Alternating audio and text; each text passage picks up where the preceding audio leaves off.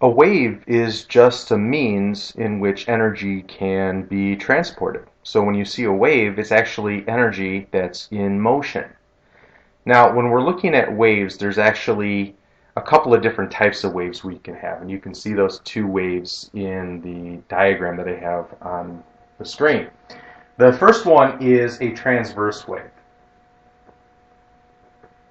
Now, a transverse wave is a fairly common type of wave, and it's probably the wave that most of us think about when we're thinking about waves themselves. And a transverse wave, if you were to look sideways, you could see the wave moving up and down and up and down and up and down. So it's a pretty typical wave. So an example of transverse waves that we have are a flag waving. So if you look at a flag waving in the breeze, you will see a transverse wave. Another example are water waves,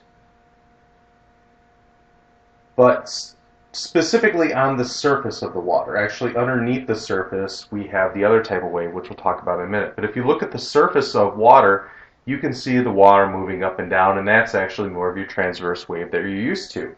And then the other pretty typical type that you probably have not really heard of before are S waves. S waves are produced by earthquakes. In fact, earthquakes are significant in that they produce both transverse waves and the other type of wave here, which is a longitudinal wave. I'll name it now.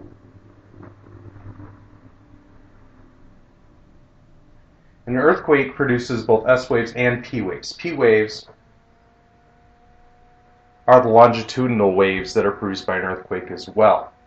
So a transverse wave, what's interesting about the transverse wave is that the overall motion of the particles in the wave, so the overall motion of the particles are actually up and down.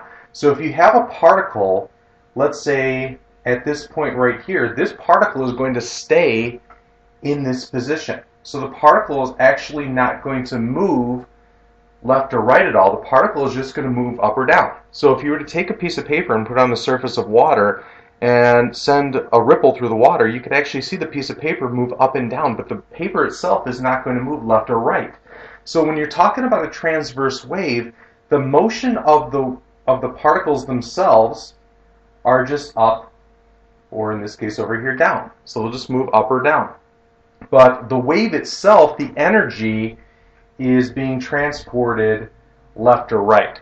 So the energy will actually move left or right, but the actual particles, the actual part of the medium that the wave is traveling through, the medium is the substance. So it could be air, it could be water, it could be other types of liquids.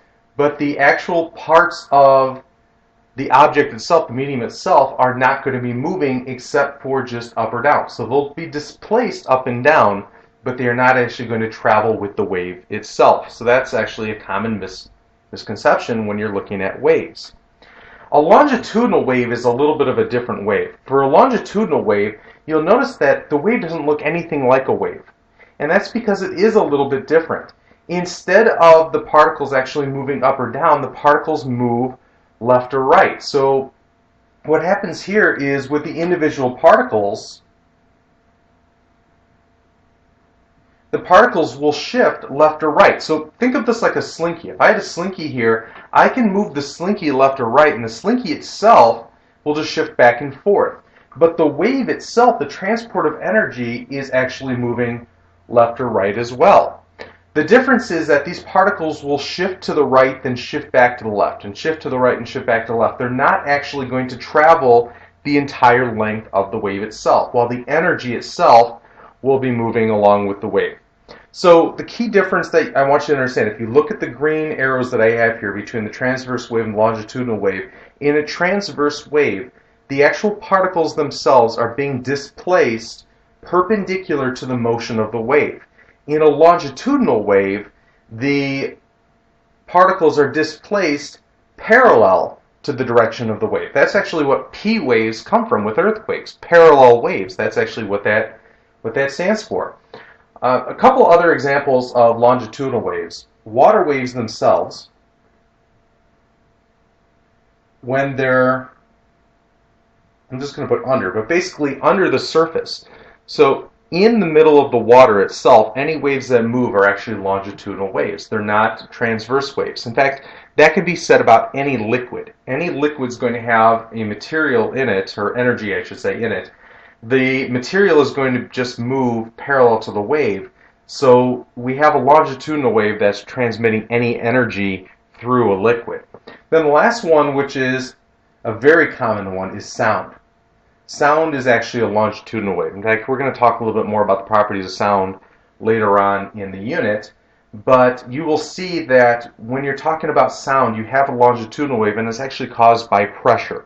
It's air pressure that's being transmitted, and that's how you're able to hear the energy that's actually being transmitted through the wave itself. So these are some of the basics of the wave model. It's really important that you understand the difference between a transverse wave, a longitudinal wave, and that the particles themselves aren't actually moving all in all. They're just being temporarily displaced up and down or left and right.